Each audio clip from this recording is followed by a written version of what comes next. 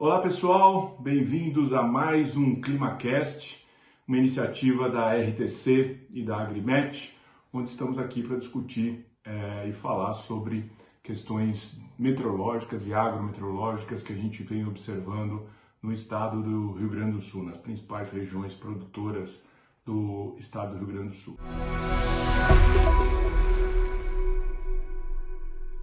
Bom, como de praxe, vamos começar aqui analisando o que aconteceu com a chuva no mês de fevereiro. A gente teve aí um mês de fevereiro com chuvas bastante variáveis em todo o país. A gente vê aí que em todo o centro-sul as chuvas não passaram aí de cerca de 200 milímetros, um pouquinho mais, 250, enquanto que mais na região, principalmente no centro-norte da região, centro-oeste, a gente teve chuvas bem acima do normal. Isso foi um grande problema para os produtores dessa região, principalmente para a colheita da soja e também causando uma série de problemas aí em relação à qualidade dos grãos. Mais especificamente, quando a gente olha para a anomalia, a gente vê claramente esse efeito, grande parte da região centro-sul, com exceção lá do extremo sul do Rio Grande do Sul, pegando aí já pouco Bagé, Arroio Grande, onde a gente vê chuvas acima do normal, grande parte do centro-sul com chuvas abaixo do normal e principalmente na região que pega aí estado de Minas Gerais, estado da Bahia e principalmente a região centro-oeste e centro-norte ali, também pegando a região do Mapitoba, chuvas acima do normal. Tá? Focando mais no estado do Rio Grande do Sul, o que a gente vê aqui é que as chuvas oscilaram bastante, algumas regiões passando de 200 milímetros, enquanto principalmente mais ao norte do estado nós tivemos aí as chuvas ficando em torno aí de 100, 150 milímetros, o que indicou, como a gente já viu no mapa anterior, mas agora com mais detalhes, uma anomalia negativa em grande parte do estado.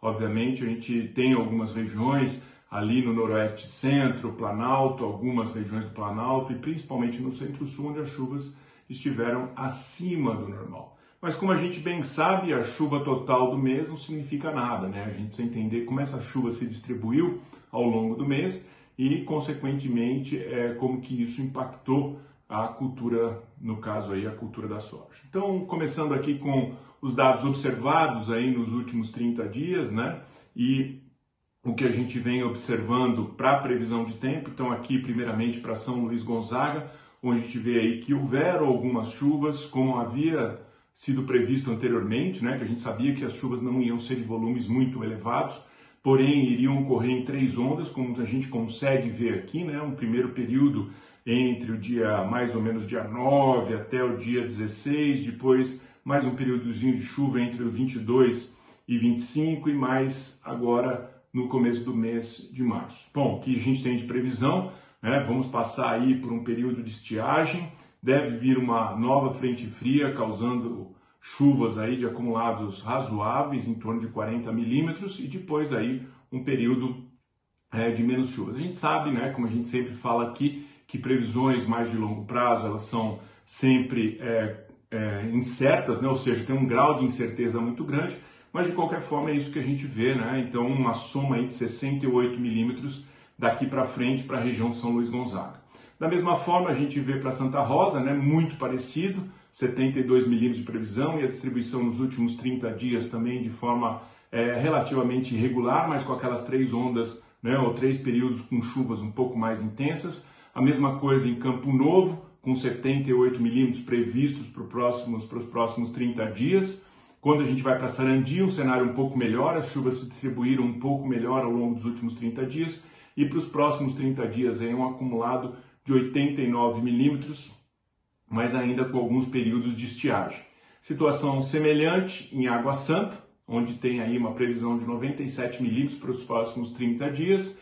Depois Não Me Toque, ainda numa situação muito parecida, com o que a gente observou para as demais regiões, com 90 milímetros para os próximos 30 dias. E Birubá também ainda dentro dessa situação semelhante aí, pegando aí toda a região noroeste e Planalto, e agora entrando mais para o noroeste e centro, onde a gente vê que a chuva em Panambi se distribuiu relativamente bem ao longo dos últimos 30 dias, previsões aí da ordem de 85 milímetros, a mesma coisa para Cruz Alta, e quando a gente chega em Tupã-Siretã, a gente vê aí que a chuva dos últimos 30 dias ficou bem abaixo do que estava previsto, né? A gente tinha previsão de poucas chuvas, porém as chuvas ficaram muito abaixo, né? Previsão para os próximos 30 dias, 78 milímetros, e depois lá na frente nós vamos ver que isso impactou demasiadamente aí os nossos cenários de previsão de safra, mas de qualquer forma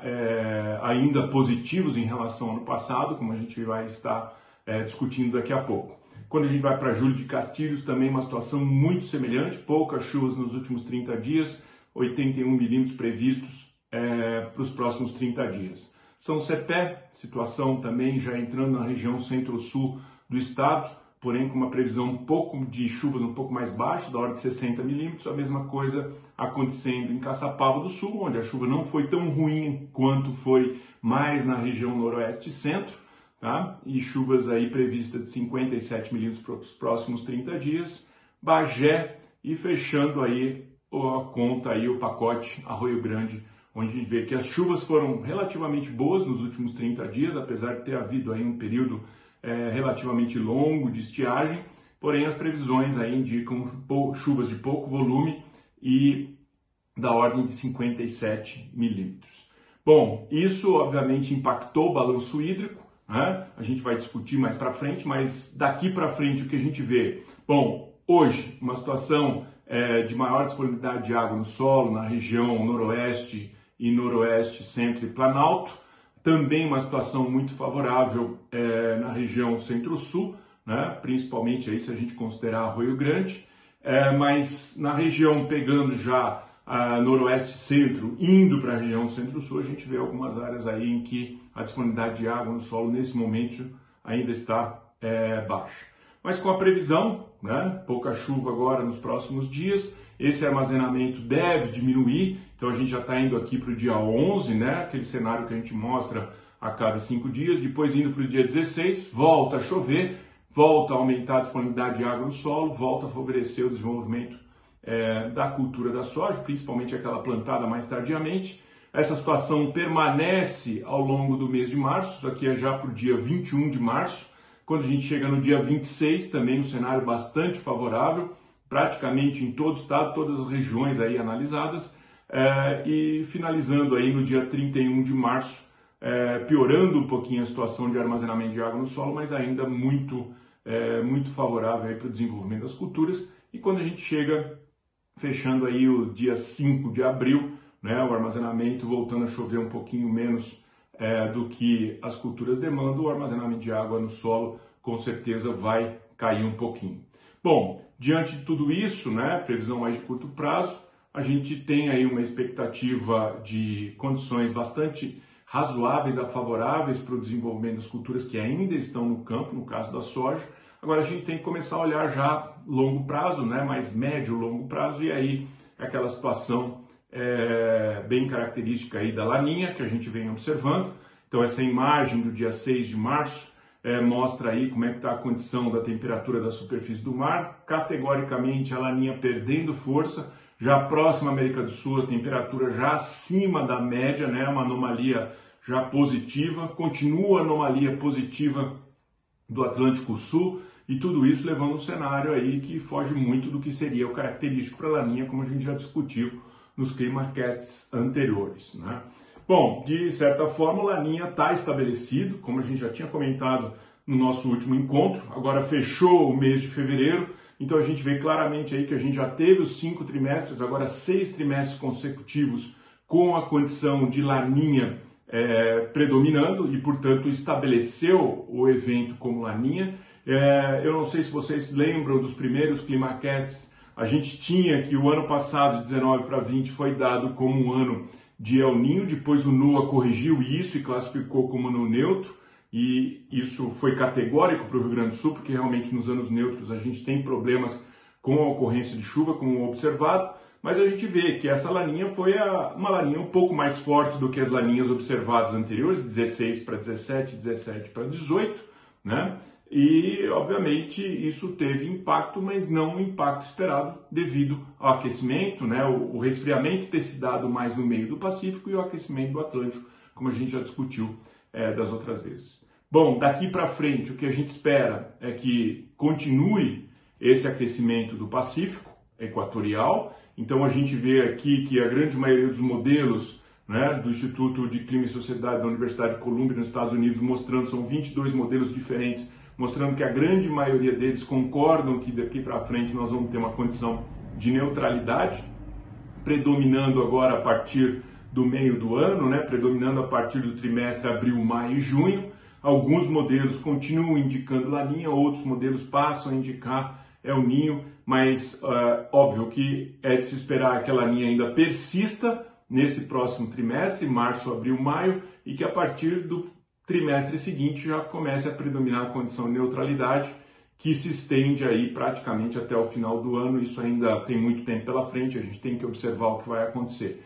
Mas de antemão a gente já consegue ver uma condição de neutralidade, e condição de neutralidade é uma condição preocupante para o estado do Rio Grande do Sul, mas de qualquer forma a gente vai continuar monitorando aqui junto com vocês. O que a gente observa na sequência são as previsões agora climáticas, né? Porque se vai ser El Ninho, Laninha ou neutro, o que importa é realmente como isso vai impactar a previsão, e aí a gente vem com as previsões climáticas mais longo prazo, a gente está falando de previsões trimestrais, e a gente vê para o Rio Grande do Sul, né, que tanto em termos de volume previsto para o trimestre março, abril, maio, a gente vê aí chuvas ligeiramente abaixo do normal, quer dizer, ligeiramente não significativamente abaixo do normal, com exceção do extremo sul do estado, né? A gente vê aqui que os acumulados de chuva vão variar desde coisa aí em torno de 50 milímetros até chegando a 200, 300 milímetros em algumas áreas, mas o que representa uma chuva abaixo do normal em grande parte do estado. Veja que essa situação, quando a gente destrincha isso mês a mês, a gente consegue ver que para o mês de março ainda há uma possibilidade de chuva acima do normal na região noroeste e no Planalto, e também na região centro-sul, enquanto que a região mais central do estado aqui deve sofrer com chuvas abaixo do normal. Quando a gente vai para o mês de abril, a gente vê aí uma chuva ligeiramente abaixo do normal em todo o estado, e aí no mês de maio isso se intensifica. Obviamente isso não vai impactar mais a cultura da soja, né? Na realidade vai facilitar aí até o processo de colheita, mas já começa a impactar, né, tanto as pastagens, mas também as culturas que estão por vir aí, principalmente no caso das culturas de inverno, que já começam a ser estabelecidas ou instaladas no campo a partir do mês de maio. Tá? Quando a gente vai para a previsão do IRI, a gente observa aí um cenário muito semelhante, né, com indicação para o próximo trimestre de chuvas abaixo do normal, isso persistindo nos demais trimestres do ano. Isso é uma condição característica de neutralidade para o sul do país. Tá? Avançando para a previsão do ECMWF, a gente vê o mesmo cenário, não tão crítico para o próximo trimestre, que é esse primeiro aqui, mas já para os trimestres seguintes uma situação um pouco mais intensa. Quando a gente segue para a previsão do NOAA, já não vemos esse cenário tão crítico, pelo menos nesse trimestre, março, abril, maio e abril, maio e junho, né, indicando chuvas dentro do normal. E finalmente pegando o modelo japonês, que nesse caso a gente está olhando primeiro aqui para março, abril, maio, depois junho, julho, agosto, eles fazem um pouco diferente, então vamos focar principalmente nesse período aqui, em que a gente vê claramente que as chuvas tendem a ficar abaixo do normal para o trimestre março, abril, maio no estado do Rio Grande do Sul. Então veja que quando a gente tira aí o consenso, né, esse consenso é baseado nas principais previsões que a gente tem aí, a gente vê que a gente tem um cenário entre normal e abaixo normal, então a gente está dando um posicionamento aí de chuvas para esse próximo trimestre, ligeiramente abaixo do normal. Isso a gente já havia discutido, porque essas previsões atualizam uma vez por mês, então o nosso último ClimaCast já foi basicamente em cima dessas mesmas informações, tá ok? Então não mudou muita coisa. Bom, com relação à temperatura, a gente continua vendo para o estado do Rio Grande do Sul um cenário aí de chuvas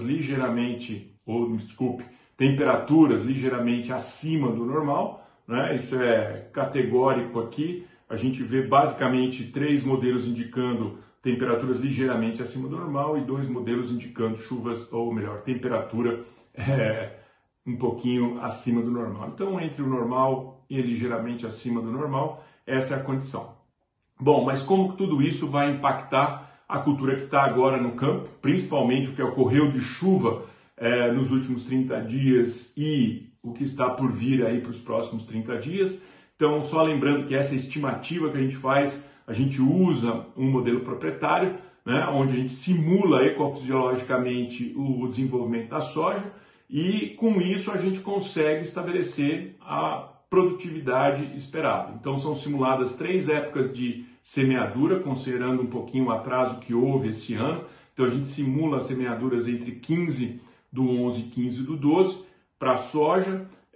Os cenários que já se concluíram, né, a gente adota um valor único, e para os cenários futuros a gente adotou aí imaginando que daqui para frente as condições vão ficar dentro do normal para a cultura da soja. Então isso aqui foi a análise feita no dia 22/8, onde, considerando aí como um todo a expectativa de produtividade para todas as regiões analisadas, 15 regiões analisadas, a gente tinha uma expectativa de uma produtividade média da ordem de 58 sacas por hectare, o que representaria 59% acima do que foi produzido na safra anterior. No entanto, ao rodar o modelo agora com os dados observados nos últimos dias, mais a previsão que a gente tem, a gente vê que esse cenário mudou drasticamente na região Centro-Sul, né, e um pouquinho nas demais regiões. Então veja que de uma produtividade média de 58, a gente caiu para 54,4, que foi atualizado agora. Então a gente vê que houve uma piora nos cenários no Noroeste, caindo de 59 para 55. Na região Noroeste-Centro melhorou um pouquinho, mas muito pouco, de 59 para 60 sacas. Na região do Planalto, a gente foi de 57 para 53, ou seja, esse cenário piorou. E na região Centro-Sul foi de 57 para 49, ainda acima, né, como eu mencionei, do que foi produzido no ano passado, na última safra, porém caiu aí de um incremento de 59% em média para um incremento de 48%. Mas onde que houve as maiores diferenças? Então esse gráfico aqui mostra agora para vocês local a local. Então a gente tem as 15 localidades: São Luís Gonzaga, Santa Rosa, Campo Novo, Sarandi, Água Santa, Não Me Toque, Birubá, Panambi, Cruz Alta, Tupanciretã, Júlio de Castilhos, São Cepé, Caçapava do Sul, Bagé e Arroio Grande. Então a gente vê claramente que os locais em que o cenário mudou mais drasticamente foi principalmente Tupanciretã, Júlio de Castilhos e nas áreas da região Centro-Sul. Bom, um pouquinho de variação também ocorreu em Campo Novo e São Luís Gonzaga, enquanto que nas demais regiões uma variação negativa muito pequenininha, enquanto que a Água Santa até houve uma variação positiva. Então veja que a barra verde escura representa a estimativa feita hoje, enquanto que a barra verde clara é a nossa última estimativa feita em 22 de fevereiro. Então, óbvio, mudou o quadro climático, mudou a ocorrência de chuvas, mudou a previsão, isso tudo muda a expectativa de produtividade. Mas, de uma certa forma, a gente ainda está num cenário bastante favorável em relação ao que aconteceu no ano passado e, portanto, vamos continuar acompanhando aí para ver o que acontece daqui para frente. Bom, tudo isso, né, essa mudança desse quadro, olhando para o balanço hídrico aqui novamente, a gente vê que justamente no mês de fevereiro, o último decêndio foi um decêndio em que diminuiu a disponibilidade de água no solo, né? Então o decêndio representa os últimos 10 dias, que no caso de fevereiro são os últimos 8 dias, e a gente vê claramente que em Tupanciretã e Júlio de Castilhos a condição foi muito pior, né? Já havia tido ali no começo do ano uma situação mais difícil, mas voltou a se repetir, principalmente nesse final de fevereiro e começo de março. Então aqui daqui para frente a previsão, uma previsão aí com condições de disponibilidade de água no solo bastante razoável. Então quando a gente agora olha em termos de déficit hídrico, essa figura representa e traz para vocês aqui a barra cinza, é o que seria o déficit hídrico médio. O que é déficit hídrico? É o quanto as plantas deixam de consumir de água devido à baixa disponibilidade de água no solo. Então nós vemos aqui claramente a seca, né, um déficit hídrico muito intenso que ocorreu no final do ano passado, que, como vocês bem sabem, impactou a produtividade do milho, mas veja que durante a safra da soja aqui o déficit hídrico está dentro do normal, até abaixo do normal, como eu trouxe aqui só 4 regiões, como a gente vê em São Luís Gonzaga, como a gente vê aqui em Sarandi, Júlio de Castilhos e Bagé. Tá? Então isso é para mostrar que, apesar desses impactos que a gente está vendo, a gente ainda está numa situação muito melhor, principalmente se a gente comparar o que aconteceu de déficit no ano passado com o que está acontecendo de déficit esse ano, uma situação muito melhor do que aconteceu o ano passado. Então, pessoal, é isso que eu tinha para apresentar para vocês hoje. A gente fica à disposição. Por favor, se inscrevam no nosso canal para acompanhar as nossas atualizações do ClimaCast. E é sempre um prazer muito grande estar com vocês aqui. E a gente se vê no próximo ClimaCast.